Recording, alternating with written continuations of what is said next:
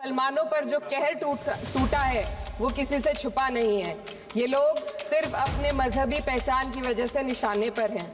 संविधान का अनुच्छेद 15 कहता है कि किसी भी नागरिक के साथ धर्म, जाति या किसी और वजह से भेदभाव नहीं होना चाहिए। हालात इस कदर बिगड़ चुके हैं कि hate speech, mob lynching, bulldozer द्वारा घरों को गिराने की घटनाएं आम हो गई हैं, खास तौर पर उत्तर प्रदेश में, जहां ऐसा लगता है जैसे कानून के नाम पर जंगल राज चल रहा हो। संभल में जो हुआ वो सबके सामने है। पुलिस के संरक्षण में निर्दोष लोगों की हत्या की गई और सरकार ने चुप्पी साध ली। अस्सलाम वालेकुम। तो दोस्तों, मोदी के सामने संसद में दहाड़ी इकरा हसन और दे दिया बड़ा बयान, जो कि इकरा हसन का ये भाषण सुनकर सब हो चुके हैरान। यहाँ तक कि मोदी योगी ने भी अपने फेस को नीचे कर लिया है। तो दोस्तों, इकरा हसन ने वाकई में उन बिछड़े हुए मुसलमानों की, उन लाचार मुसलमानों की आवाज़ उठाई है पार्लियामेंट के अंदर, जो लगातार मुसलमानों पर जुल्म किया जा रहा है, नाइंसाफ़ी की जा रही है, मुसलमानों को सताया जा रहा है, परेशान किया जा रहा है। यानी चारों तरफ से मुसलमानों पर जो जुल्म के पहाड़ तोड़े जा रहे हैं। तो इकरा हसन ने पार्लियामेंट के अंदर बहुत ही ज़बरदस्त तरीके से आवाज़ उठाई है। और सांसद यति नरसिंहन, जो लगातार मुसलमानों के खिलाफ जहर उगलता है, मुसलमानों के खिलाफ भड़काऊ बयान देता है, उस पर कोई कार्रवाई नहीं की गई है, उसको लेकर भी इकरा हसन ने पार्लियामेंट के अंदर बहुत ही ज़बरदस्त तरीके से आवाज़ उठाई है। जो कि इकरा हसन का ये वीडियो इस वक्त सोशल मीडिया पर जमकर वायरल हो रहा है। मैं आप लोगों को इकरा हसन का यहीं पर पूरा वीडियो क्लिप दिखाने वाला हूं, लेकिन वीडियो दिखाने से पहले आप सभी से रिक्वेस्ट करना चाहूँगा, प्लीज़ इस वीडियो को ज़रूर लास्ट तक देखिए और जितना हो सके इस वीडियो को ज़्यादा से ज़्यादा शेयर ज़रूर कीजिए।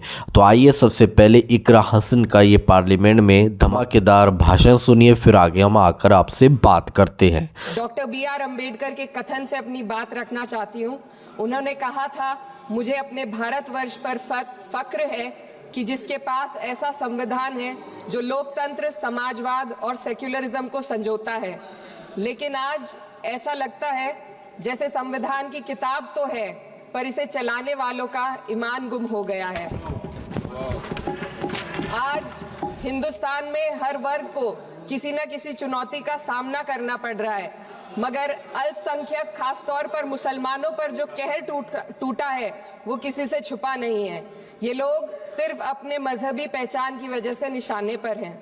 संविधान का अनुच्छेद 15 कहता है कि किसी भी नागरिक के साथ धर्म, जाति या किसी और वजह से भेदभाव नहीं होना चाहिए, लेकिन हकीकत इसके उलट है। हालात इस कदर बिगड़ चुके हैं कि hate speech, mob lynching, bulldozer द्वारा घरों को गिराने की घटनाएं आम हो गई हैं, खास तौर पर उत्तर प्रदेश में, जहां ऐसा लगता है जैसे कानून के नाम पर जंगल राज चल रहा हो।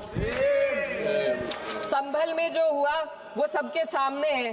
पुलिस के संरक्षण में निर्दोष लोगों की हत्या की गई और सरकार ने चुप्पी साध ली। अल्पसंख्यकों पर हिंसा बढ़ती जा रही है, मगर सत्ता में बैठे लोग या तो आंखें मूंदे हुए हैं या फिर इन घटनाओं को बढ़ावा दे रहे हैं। हद तो तब हो जाती है जब न्यायपालिका की बात भी अनसुनी कर दी जाती है। सुप्रीम कोर्ट ने मॉब लिंचिंग पर 11 सूत्रीय निर्देश जारी किए थे। इसमें साफ कहा गया था कि राज्य सरकारें और पुलिस इस तरह की घटनाओं को रोकने और दोषियों पर सख्त कार्रवाई करने के लिए जिम्मेदार हैं, लेकिन आज भी इन निर्देशों पर अमल नहीं हो रहा है। हाल ये है कि मॉब लिंचिंग को रोकने की बजाय सत्ता में बैठे लोग आग में घी डालने का काम कर रहे हैं। उनकी जुबान से ऐसी बातें निकलती हैं जो नफरत को और बढ़ावा देती है। ये अशांति अब इतनी गहराई तक फैल चुकी है कि हमारे समाज के धर्मनिरपेक्ष चरित्र पर गंभीर सवाल उठ रहे हैं। साल की शुरुआत में ही कई राज्यों में दुकानदारों को अपने नाम बोर्ड पर लगाने के लिए मजबूर किया गया। इसे सेहत और सुरक्षा के कानूनों का हिस्सा बताया गया, मगर असल मंशा कुछ और थी।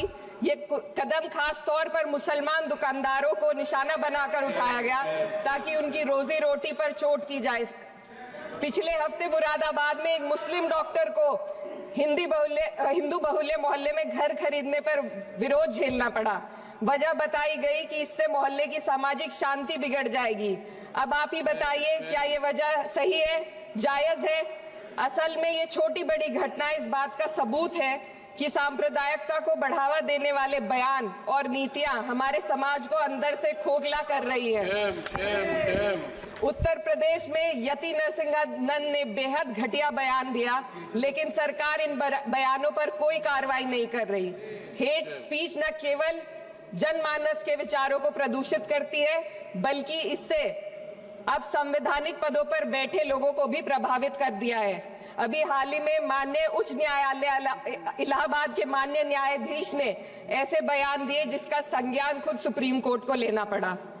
संविधान के अनुच्छेद 29 और 30 ने अल्पसंख्यकों को उनके मजहबी और सांस्कृतिक हक दिए हैं ताकि वो अपनी पहचान को बचा सके और अपने संस्थान चला सके, लेकिन आज उन्हीं हकों पर हर तरफ से चोट की जा रही है।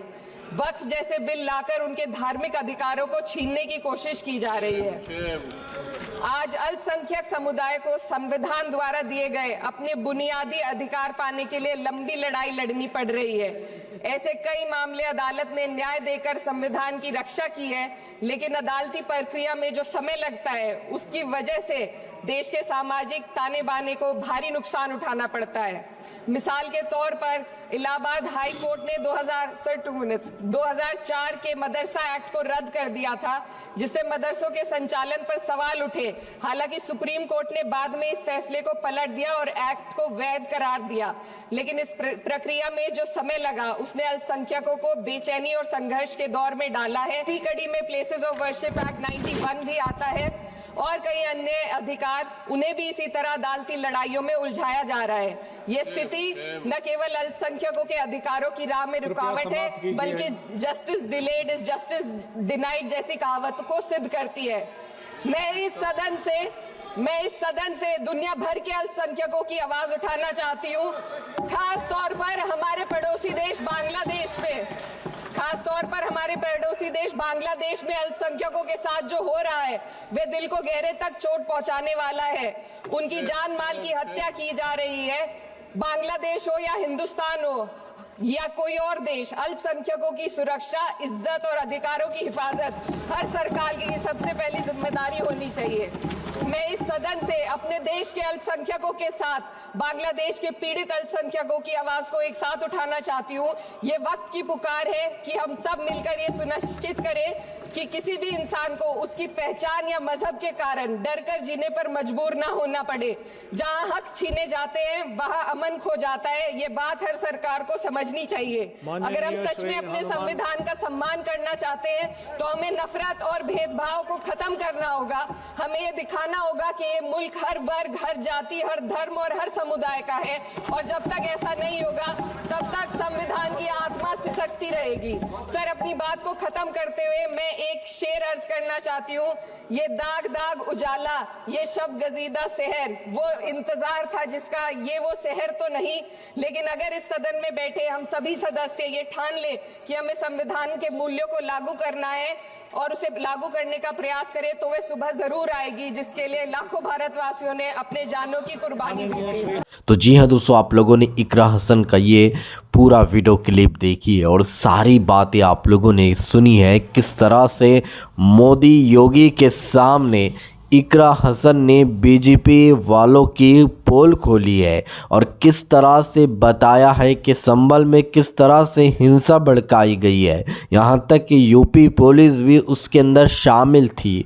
योगी आदित्यनाथ ने इकरा हसन के इस स्पीच को सुनकर बड़े हैरान हो चुके थे और शर्मिंदगी से उन्होंने अपनी मुंडी को नीचे कर लिया है। इसी तरह से दोस्तों, भारत देश के मुसलमानों को आज किस तरह से सताया जा रहा है, परेशान किया जा रहा है, उसको लेकर भी इकरा हसन पार्लियामेंट के अंदर जमकर भड़की है। तो दोस्तों, इकरा हसन की इस वीडियो देखने के बाद अब आप इकरा हसन के बारे में क्या कहना चाहोगे तो कमेंट में अपनी राय लाजमी बताइएगा।